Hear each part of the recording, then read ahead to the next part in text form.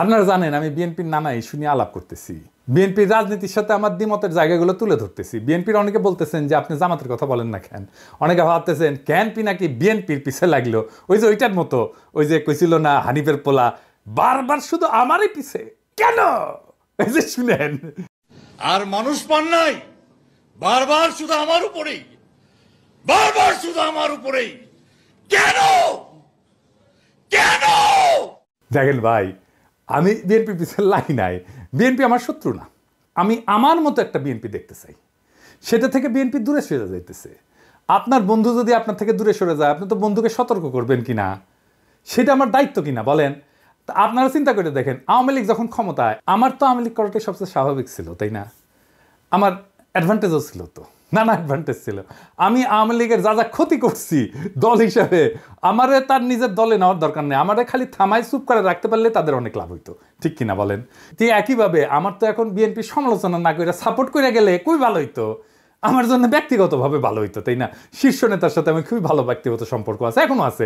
খালেদা জিয়া আমার স্নেহ করেন, বিএনপির একটা বিশাল কর্মী বাহিনী, আমার পাঠক দর্শক অনেকে আমাকে পছন্দ করেন, অপছন্দ যদি একজন করে না তা না, কিন্তু অনেকে আমাকে পছন্দ করে। কিন্তু তাই বলে তো আমি আমার দেশের গণমানুষের স্বার্থকে উপেক্ষা করতে পারি না। আজ যে বিএনপি দেখি, সেই বিএনপি তো আমরা চাই না। এই বিএনপির পাশে যারা ছিল কেন তারা নাই সেটা জিজ্ঞেস করেন, নিজের আত্ম অনুসন্ধান করেন। আচ্ছা বলেন তো বিএনপি নেতারা, আপনারা কি জানেন আপনাদের কর্মীরা কি করতেছে? আপনি কি বিএনপির কর্মীদের কোনো পলিটিক্যাল কাজে এনগেজ করতেছেন? বাংলাদেশের রাজনৈতিক সংস্কৃতি না বদলাইলে তো বিপদ। আপনাদের রাজনৈতিক কর্মসূচি কি? মাঝে মাঝে কর্মীদের নিয়ে মিটিং করা, মিছিল করা, কালে ভদ্রে জনসভা করা, নিয়মিত টকশোতে যাওয়া, ফেসবুক গুতানো, আর দলের বিরুদ্ধে কেউ কিছু করলে দল বেঁধে ঝাঁপে পড়া, এই তো বেশিরভাগের কাছে রাজনীতি করাটা পেশা। এখান থেকে টাকা পয়সা ধান্দা সব কিছু করা যায়। যাই হোক, আর না আগাই আর কি, অনেকের কাপড় ধরে টান দিয়ে ফেলবো।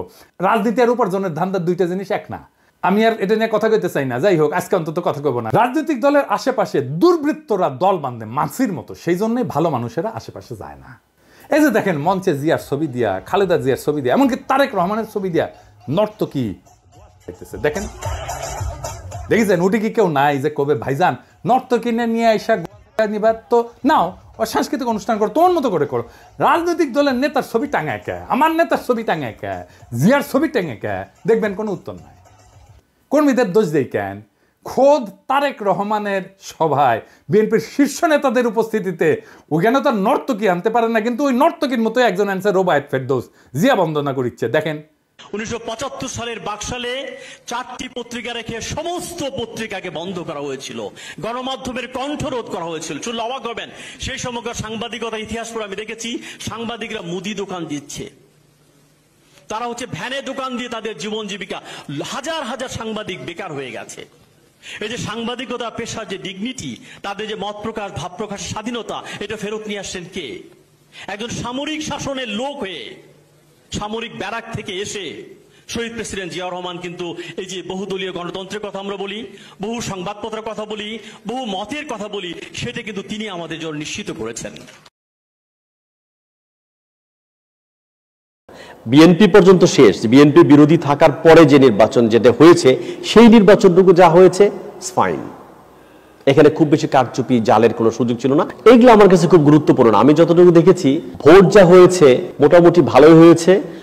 ওই আওয়ামী লীগের সঙ্গে স্বতন্ত্র প্রার্থীদের প্রতিদ্বন্দ্বীদের ভোট যা হয়েছে সেটা মোটামুটি ভালো ভোটই হয়েছে। আমি 2-1টা আসন আমার নিজের এলাকায় দেখেছি ঘাম বেরিয়ে গেছে, আওয়ামী লীগের যে প্রার্থী তার বেরিয়ে যেতে প্রচন্ড ঘাম বেরিয়ে গেছে। এই রোবায়েত ফেরদৌসের জিয়া বন্দনা, এটা তো ওই নর্তকীর গোয়া নাচানোর চাইতে অশ্লীল। রোবায়েত ফেরদৌস বিএনপি ক্ষমতা আসলে সার্ভিস দেবে বিএনপির, তাতে কোনো সন্দেহ নাই। হ্যাঁ, কিন্তু বিএনপির কেন এরকম একজন লুম্পেন ইন্টেলেকচুয়ালকে মঞ্চে জায়গা দিতে হয়, এইখানেই সংকটটা, বুঝছাও? আবার দেখেন, এই যে মোয়াজ্জেম হোসেন আলাল, অত্যন্ত শ্রদ্ধাভাজন রাজনৈতিক ব্যক্তিত্ব, আমি অত্যন্ত পছন্দ করি ওনাকে। উনি কইতেছেন জয় বাংলা আওয়ামী লীগের স্লোগান না, মুক্তিযোদ্ধাদের স্লোগান। তার মানে বিএনপি জয় বাংলা স্লোগান দিবে মুক্তিযুদ্ধের নামে। তাছাড়া জয় বাংলা স্লোগানকে ডিফেন্ড করতে আসে কেন আলাল ভাই, বলেন তো? উনি তো ছোটখাটো নেতা না। এইবার দেখেন, ওই যে ফজলুর রহমান, ওর যে মারিছিলাম, ঝাড়ি দিছিলাম না, ওই মালটা কলে থামেনি, বুঝেছেন? আসেন ফজলুর রহমানকে দেখে, খালেদা জিয়ার উপদেষ্টা ফজলুর রহমান ওয়াজের বিরুদ্ধে বক্তব্য দিতেছে, শুনেন। কোন দেশে এইভাবে মাইক লাগায় সারা রাত শুধু রাজনৈতিক বক্তৃতা হয় যার নাম কয় ইসলাম? এটা তো একটা ওয়ারান দেশ পাইছে, যা ইচ্ছা তা বলতেছে মৌলানা মৌলবীরা, এবং হেলিকপ্টারে যাইতেছে, গাড়িতে যাইতেছে, লাখ লাখ টাকা নিতেছে। এটা তো একটা ব্যবসা বাণিজ্যের ব্যাপার। এবং এরা তো দুনিয়ার সমস্ত কালচার শেষ করে, বাঙালির যে কালচার, শিক্ষা, সংস্কৃতি, নাটক, যাত্রা, গান, বাউল, মাজার সব শেষ করে দিতেছে তারা। কি চায় তারা এই দেশে? কিছু থাকবে না, সমস্ত বাগানে। তার কণ্ঠে তো সেই নাস্তিকদের প্রতিধ্বনি, তার কণ্ঠে তো সেই বামেদের প্রতিধ্বনি, সেই ফেরাউন নমরুদের প্রতিধ্বনি। এইসব হইতেছে কি চারিদিকে? কি হইতেছে দেখে মনে হইতেছে না যে আওয়ামী লীগ আমলে যা যা শুনতেন, যা যা শুনতেছিলেন, এখন বিএনপি সেটাই করিচ্ছে। শুধু বিএনপি মাইক বাজায়, ওই যে সোহরাওয়ার্দীর বডিগার্ডের ভাষণ না বাজাইতে শুরু করে। এটাই তো আমার চিন্তা এখন। এই ফজলুর রহমান তো খালেদা জিয়ার উপদেষ্টা। সে খালেদা জিয়াকে কি উপদেশ দিবে? কি করাই নিবে খালেদা জিয়াকে উপদেশ দিয়া? সেটা কে আল্লাহ জানে। আপনি এখন কইবেন খালেদা জিয়াকে কইলেই শুনবেন উনি? আপনাদের একটা জিনিস জানায় রাখি, উনি খুবই ডেমোক্রেটিক লিডার। ওনার আশেপাশে দায়িত্বশীলদের পরামর্শ উনি শোনেন এবং সে অনুযায়ী কাজ করেন। উনি বোঝেনও যদি যে কাজটা করা উচিত না, তারপরে উনি করেন। এটা খালেদা জিয়ার লিডারশিপ কোয়ালিটির এটা একটা গুরুত্বপূর্ণ দিক, যে উনি ডেমোক্রেটিক্যালি সিদ্ধান্ত, ওনার নিজের সিদ্ধান্ত যদি এটার বিরুদ্ধেও হয়, তারপরেও দলের লোকেরা, অন্যান্য দায়িত্বশীলরা যেটা বলবে সেটাই উনি করবেন। এই প্রসঙ্গে একটা ঘটনার কথা উল্লেখ করি, যা আমি ওই ঘটনায় যুক্ত একজনের কাছ থেকে শুনছি। বলে না হর্সেস মাউথ। বিষয়টা জানলে আপনারা বুঝবেন কেন আমি ফজলুর রহমানের এই অ্যাটিটিউডে বিচলিত হচ্ছি। গল্পটা আরেক ফজলুর রহমানকে নিয়ে, বীর ফজলুর রহমান, বিডিআর এর জেনারেল ফজলুর রহমান। আপনারা ওনাকে চেনেন, রেসপেক্ট করেন, কিন্তু আমি জানি না যে ওনার সমস্ত কীর্তি, ওনার সমস্ত গৌরব এটা জানেন কিনা। উনি মুক্তিযোদ্ধা ছিলেন, উনি মাদ্রাসা পড়া ছাত্র কিন্তু ব্যাকগ্রাউন্ডে, এবং বিডিআরে থাকাকালে তার নেতৃত্বে 2000 সালে বাংলাদেশ এবং মায়ানমারের মধ্যে একটা যুদ্ধ হয়েছিল, নাভ যুদ্ধ বলে। বাংলাদেশের একজন সেনারও মৃত্যু হয়নি, কিন্তু মায়ানমারের 650-র উপরে সৈন্য নিহত হয়েছিল। মায়ানমার পরাজয় মেনে নিয়ে শান্তি চুক্তি করছিল। 2001 সালে ভারত একটা জায়গা জোরপূর্বক দখল করে নিয়েছিল, সিলেটের পাদুয়ায়। এটা উদ্ধার করে 72 সালে এটা দখল করছিল। 72 থেকে 2001 সাল পর্যন্ত বিএসএফ এর দখলে ছিল ওই অঞ্চলটা, বাংলাদেশের ভূখণ্ড। আবার 2001 সালে 18 এপ্রিল ভারতের কুড়িগ্রাম জেলার রৌমারী উপজেলায় বড়বাড়ি বিডিআর ক্যাম্প দখলের জন্য বাংলাদেশের অভ্যন্তরে বিএসএফ আগ্রাসন চালায়। উনার নেতৃত্বে বিডিআর বাহিনী অনুপ্রবেশকারী বিএসএফ এর দলকে পরাজিত করে এবং অনেক বিএসএফ এর জওয়ান মারা যায়। এবং বিএসএফ ওই ঘটনার জন্য এই জেনারেল ফজলুর রহমানকে বিশেষভাবে দায়ী করে।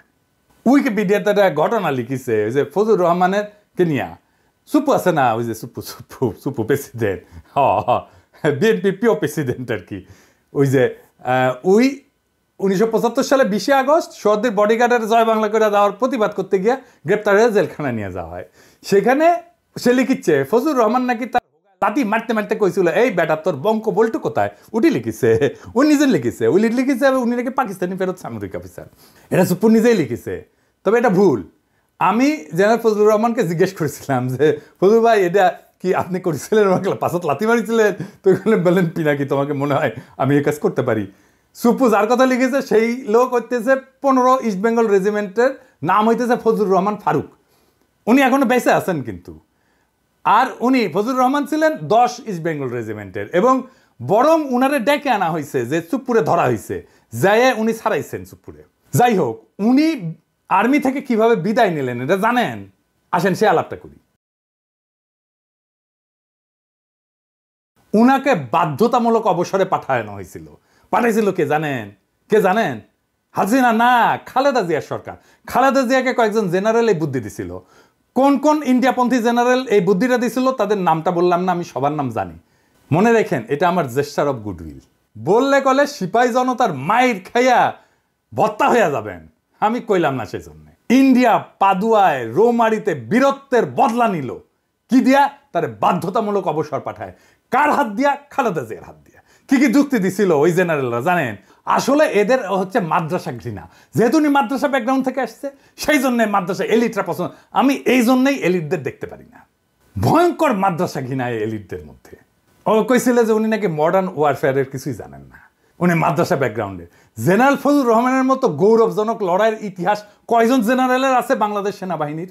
দেশের মাটি উদ্ধার কইরা দিল, দেশের সার্বভৌমত্ব রক্ষা করলো, আর তাকে পুরস্কৃত করা হলো বাধ্যতামূলকভাবে অবসরে পাঠায়। এই যে ফজলুর রহমানের মতো উপদেষ্টা খালেদা জিয়া যদি থাকে না, তাহলে এদের দিয়ে ইন্ডিয়া প্রতিশোধ নেবে। খালেদা জিয়ারে যেমন করে সাইন করে দিছে বাধ্যতামূলক অবসরে ফজলুর রহমানের, তারেক রহমানও সাইন করে দিবে। এখানেই আমার ভয়।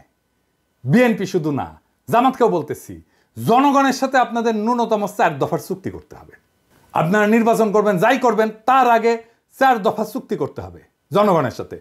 ভোটই একমাত্র ক্ষমতায় যাওয়ার পথ না। জনগণের সাথে আপনার এগ্রিমেন্ট কি? আপনার ম্যানিফেস্টো না, আপনাকে জনগণের সাথে এগ্রিমেন্ট করতে হবে। এবং আমি যে এগ্রিমেন্টের কথা বলতেছি, এটা জনগণের চাওয়া, দরকার হলে আমি ভোট নিয়ে দেখাই দিতে পারবো। এবং দেখবেন জনগণ কিভাবে আমার এই 4 দফাকে সমর্থন করে। 1 নম্বর দফা, আওয়ামী ফ্যাসিবাদকে চিরতরে কবর দিতে হবে। 2 নম্বর, ভারতীয় আধিপত্যবাদের চিরতরে অবসান ঘটাইতে হবে। 3 নম্বর, একটা সাম্যের সমাজ তৈরি করতে হবে। 4 নম্বর, একটা ইনসাফের রাষ্ট্র কায়েম করতে হবে। এই 4টা ভেরি সিম্পল। এই ফ্রেমের মধ্যে থাকলে সেটাই হবে জনগণের সাথে চুক্তি মানা। এর বাইরে, এই বাউন্ডারির বাইরে যাইতে পারবেন না। কথা ক্লিয়ার? আমাদের ঠেকানোর চেষ্টা করতে পারেন, আমরা সর্বশক্তি দিয়ে আমরা বাধা দেওয়ার চেষ্টা করব। ফাইনালি আমার ক্ষুদ্র ভ্রাতাদের জন্য ওরা গতকাল রাশন ট্রাক দেখে হেভি খুশি হয়েছে। হ্যাঁ, যে আমরা রাশন ট্রাকে কিনবো, এটা গেলে সিদ্ধান্ত হয়ে গেছে। তো এটা হইতেছে রাশন ট্রাকের পেজ। এটা সাহেব দেখা দেন, নানা মডেলের ট্রাক আছে এটি। হ্যাঁ, দেখিস কত সুন্দর সুন্দর রাশন ট্রাকের মডেল, দেখিস? হ্যাঁ হ্যাঁ, দেখে দেখে আমার ক্ষুদ্র ভ্রাতাদের চোখ চকচক করিচ্ছে। মনে হচ্ছে এখনই ঝ্যাপে পরে ট্রাক চালাবি। হেভি ড্রাইভিং এর লাইসেন্স আছে বেটা? হ্যাঁ, আগে লাইসেন্স হোক, তারপরে ট্রাক চালানি। আচ্ছা, এইটা সাহেব ট্রাকের ভিডিও দেখেন না এটা? হ্যাঁ, দেখেছেন? হাউস করিছে আমার ক্ষুদ্র ভ্রাতারা। ওই দেখবেন এরপরে ওই পেজে লাইক টাইক দিয়ে ভাইসে দিবি আর কি। দেখেন, আরো দেখবেন, দেখেন এগুলা করবেন কি? প্রিন্ট করবেন, প্রিন্ট করে হাঙ্গারে বিএনপির ভাই করে দেখা করবেন যে টেম্পু স্ট্যান্ড নিয়ে ঝগড়া করে লাভ কি? পিনাকি তো টাকা স্ট্যান্ড বানাচ্ছে, ইটি আসো ইটি আসো। আমার ক্ষুদ্র ভ্রাতারা কবে দাদা হইলে কি বুড়া বয়সে মাথা মুথা খারাপ হয়ে গেল কে? এই এত উত্তেজিত কে? ওই যে বিএনপির মঞ্চে নাচানো আর এই রাশন ট্রাক, দুইটাই বেচছে আসলে সেক্স। কিন্তু দুইটার গুণগত তফাৎ আছে।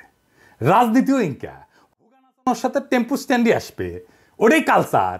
ট্রাক চালাবার পারবে না। আগামীর রাজনীতি হচ্ছে রাশন ট্রাক চালানোর রাজনীতি। ওই রাজনীতি কেমনে নির্মাণ করতে হয় সেটাও দেখাই দেব। আর বাংলাদেশকে আমরা ওই দিকে নিয়ে যাব ইনশাল্লাহ। ইনকিলাব জিন্দাবাদ।